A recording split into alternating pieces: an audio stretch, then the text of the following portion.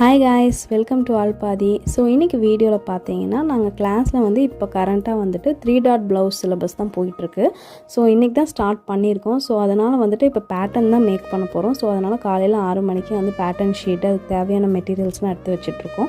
So கிளாஸில் வந்துட்டு நம்ம எடுத்துகிட்டு வந்த ப்ளவுஸ்க்கான மெட்டீரியலும் எடுத்துகிட்டு வர சொல்லியிருந்தாங்க. நான் பார்த்தீங்கன்னா ஒரு காட்டன் பேஸ் தான் ஒரு மெட்டீரியல், பட் அதில் வந்து கோல்டன் சரி ஒர்க்ஸ்லாம் இருக்கும்.